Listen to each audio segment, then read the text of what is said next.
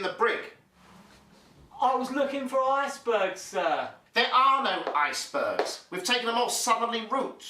Hang on a minute. Are you a spy for Cunard, making me take a southern route so we won't win the blue ribbon? Hmm? I get it. Sabotage. Come on, you must have some idea on you somewhere. Come on, turn round.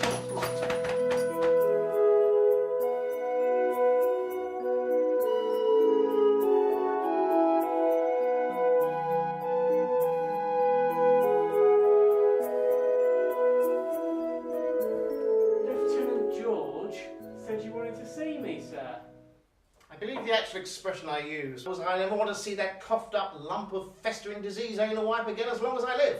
Still, easy mistake to make. Yes, sir. Baldrick, you wouldn't get a hint if it was wrapped up and given to you as a birthday present, would you? I've never got a birthday present, sir.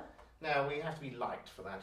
So, whilst you're here, have a look out there. Look at that beautiful sunset. No icebergs there, not one. I can't see any icebergs, sir, but there's a wingy thing in the sky, sir. A wingy flying thing. A wingy flying thing? Yes, sir. A wingy flying thing shaped like a bird. A wingy thing shaped like a bird? Yes, sir. But not, in fact, a bird. I get your point, sir. You wouldn't get my point if it danced around in front of you singing my point before it pointed its point in your pointless posterior. And unless your wingy flying thing is a bird-shaped iceberg about to hit this ship, then your talents as a prophet are about as much in demand as a turd on a tray of canapes. I get your drift, sir. This I also doubt, Baldrick. However, I get your drift every time I breathe in. It's coming towards us. Oh, well, if it poops on the poop deck, I shall announce abandon ship. Sir, have you seen a strange wingy flying thing in the sky? Oh, God. It's the one belching out black smoke. Black smoke? Yes. Come on. Right, where are the binoculars? Oh, well, sir, at our last port of call, I traded them in for this rather fetching telescope. Oh, even better. It's a kaleidoscope, George. Just bits of coloured glass arranged in amusing concoctions. Oh, well, I did think we were having some amazing sunsets. God, it's one of those ridiculous flying machines. Captain's log, day 2. Discovered what that niggling feeling I had that I'd forgotten something was. I didn't fill up with gasoline. If I should die and someone finds this, please tell my son, Charles, that a Lindbergh will fly the Atlantic solo. And when he becomes a man, to respect my wishes. Oh, and tell him to pack some sandwiches. Something else I forgot.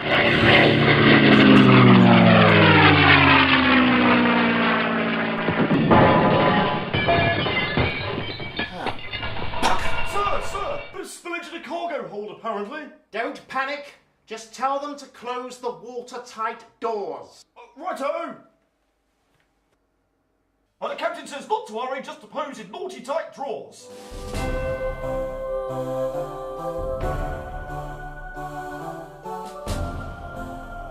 Well now, I hope you have your insurance details with you.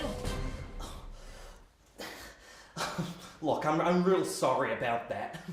Sorry doesn't seal up ships, Milado. Name and rank. Captain Lindbergh, pilot number 15041912. Captain, Lindbergh. Berg? Berg? Berg? Baldrick! Oi, Slacky! No running about in the corridors. Ah, Lord Flashheart. I see you've been taking advantage of our all-inclusive buffet and our 17-course meals. Well, you know me. You know how I like to stuff it all in.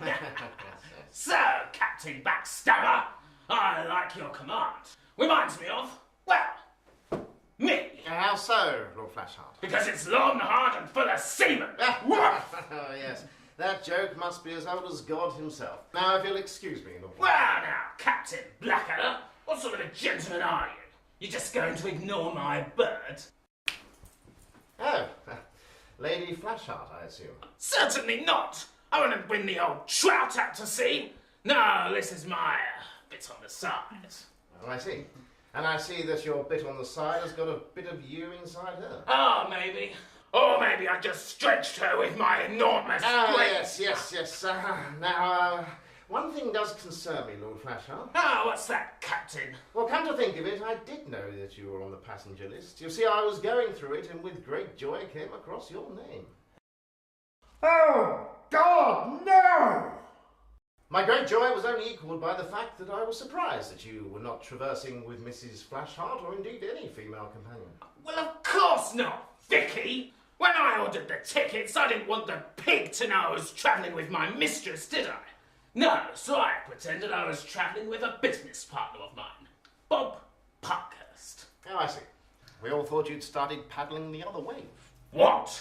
Now, tell me, Lord Flashheart, do you often get your business partners up the stick? I beg your pardon? Captain Blackadder, I find your conduct very rude. We are first-class passengers, and you should treat us with the respect that our status dictates. Very well, as we live in Edwardian times, your status as a woman denotes that you have very little, if any, right to correct me.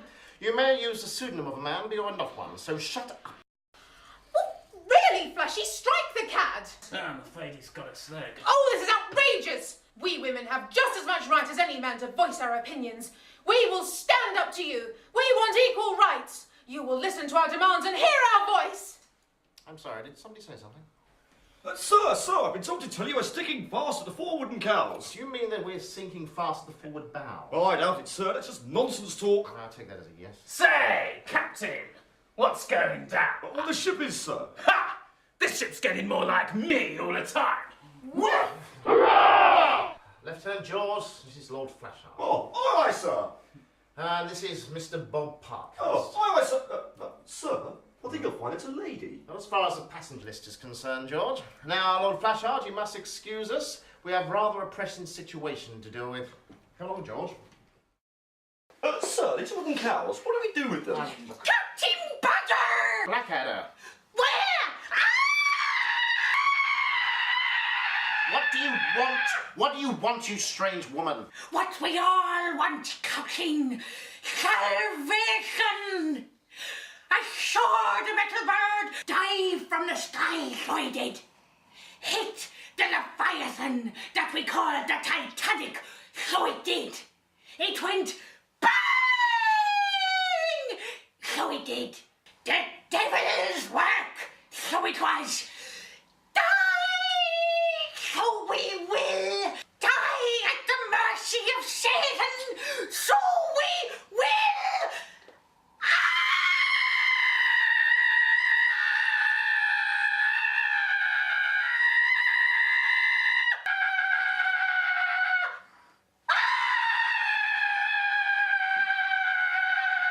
Look, who in the name of God is this woman? She's known as Mad Geraldine, sir, from 3rd class. Third class? Now, look here, Mad what's-her-name. This is a first-class area. Go and rant and rave in your own section. We don't want you worrying first-class passengers, let alone giving them some sort of potato-rotting disease. The devil will clutch your manhood in a vice-like grip of immeasurable pain. Mark my words, Captain. I'll mark you for life if you don't get out of my way. You will pay for sailing as a Beelzebub satanic flu!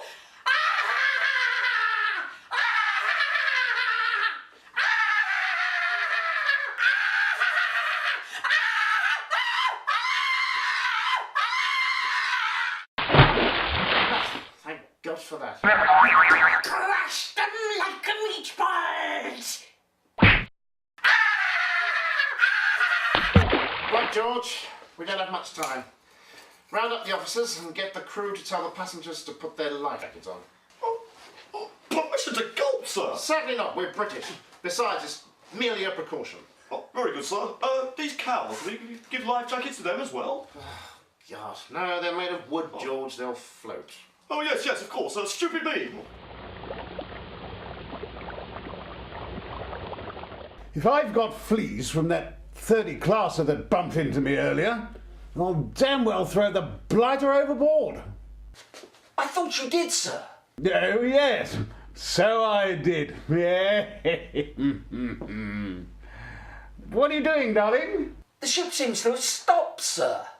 Ah, don't tell me that fool Blackadder has stopped to let the third classer back on again. No, sir, I think something hit us. Did you hear that sickening crunch? Yes, well, I thought you were just having problems digesting that enormous 17-course dinner the Beach just had. Gave me a touch of the squits, I can tell you. Good job you told me that we had a toilet in our cabin. Yes, sir. Yes, damn bad design though. I mean, I had awful trouble using it. Oh, my God! What is the matter with you, darling?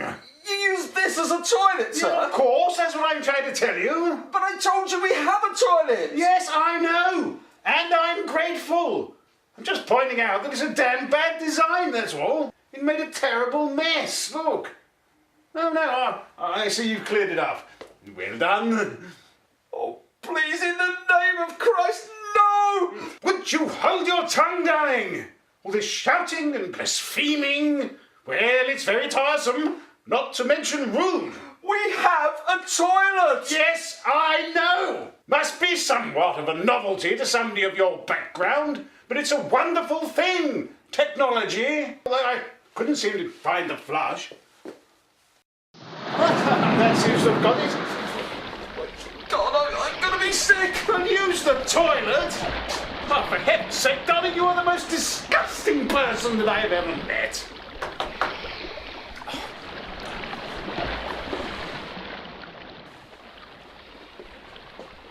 Good evening. Evening, sir. Life jacket for you. Captain's orders.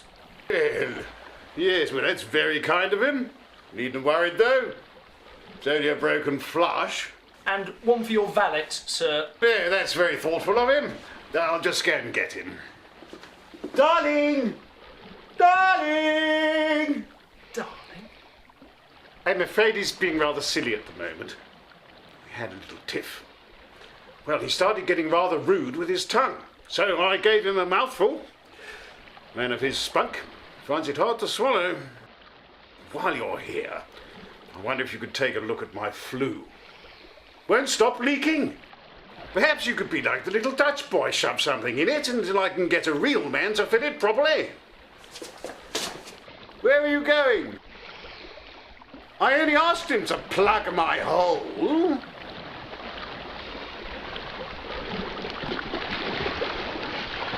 Another firework, Baldrick. Somebody's got to see us.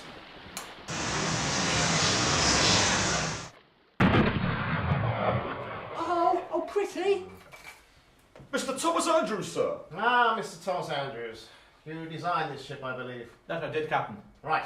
Will she sink? Well, when you take into consideration the complexity of a triple screw I liner... haven't got time to take into consideration the complexity of a triple screw liner. Will she sink?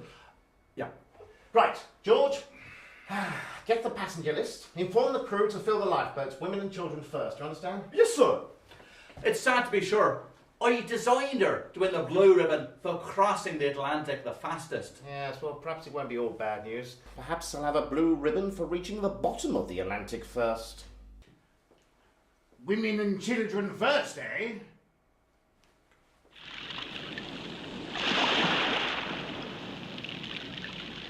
Oh, I'm sorry, sir. Women and children only. But I am a woman, you fool! Not according to my list, sir. Oh, this is outrageous! Yeah, equal rights, Bobby. Now look here, Blackadder. I'm the richest man on board this ship. Actually, sir, I think you'll find that's me. How can you be the richest man on board this ship? Oh, terribly sorry, sir. I thought you said thickest.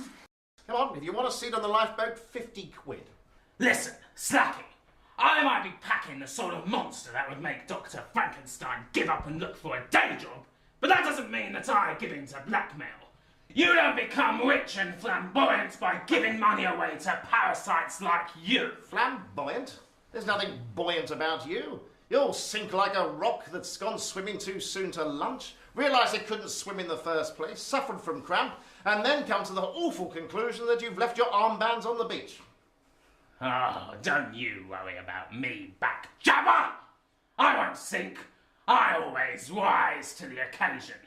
And besides, I've got a huge inflatable of my own, complete with pop. Hey, ladies! Who wants a ride on my banana boat? Well, don't worry, Flashy. Perhaps Captain Cook will discover you, stick a flag in your arse and claim he's found a bigger landmass than Australia. Git.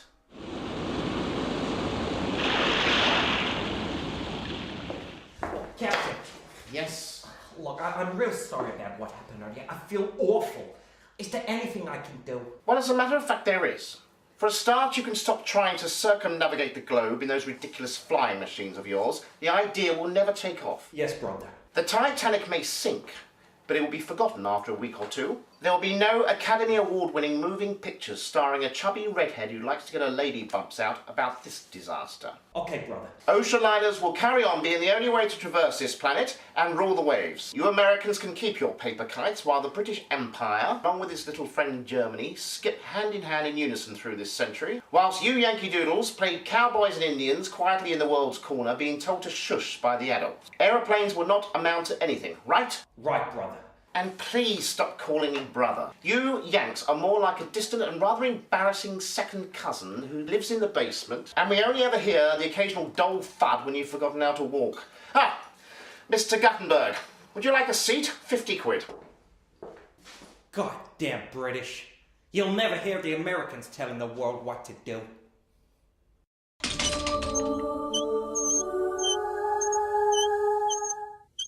Oh, hi there, my fine seafaring fellow. I wonder if we could avail ourselves of a position in one of our little pleasure craft. Certainly, madam. What's your class? First class, you boggle-eyed little bastard. Sir, flattery, remember? Oh, yes, of course. First class, I mean. You super little bottle of sex sauce. Oh, madam, really, We want to uncork you and swallow you and drink you every last little drop. Ladies, please, Sir, maybe that's a little too much flattery. Nonsense, nonsense. I used to be a waitress. I know how to get what I want from a man. So then, young gentlemen, may we, gain access? Oh, well, without question, or even a gentle probing. Cheeky. Oh. Just a moment. There's something that doesn't look quite right about you two, but, can't quite put my finger on it. Oh, well. Oh, yes! Moustache! Oh, no, sorry. Put my teeth back in. I meant to say I must ask for your names. Name? Bugger. Bugger. Smith? Nobody trusts Smith. Jones? Good Lord, darling, I'm not Welsh. Brown. Brown. Oh, yes, well, Brown's a good name. Yeah. Bernadette Brown. I'm sorry, I've only got a Molly Brown. Yes, that's what I said. That's what I said. Oh, did you? Oh, yes, of course you did. Right, on you go then. Budge up. Budge up. And your name? Hurry up, Dozy Pratt. Oh, Daisy Pratt. Oh, yes, there you are. Right, on you go then. What are you doing, darling? Look, go and fetch my luggage.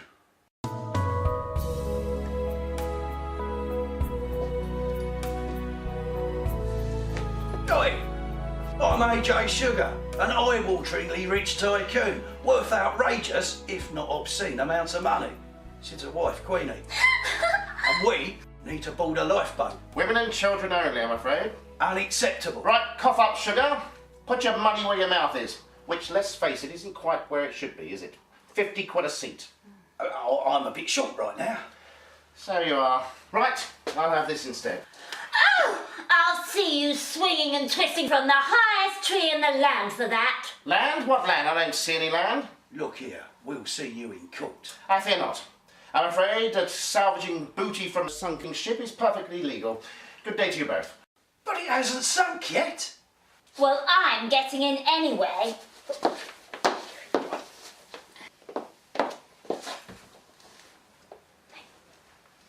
I say, Alan, you are insured, aren't you? Course I am. Well, that's all right then. You're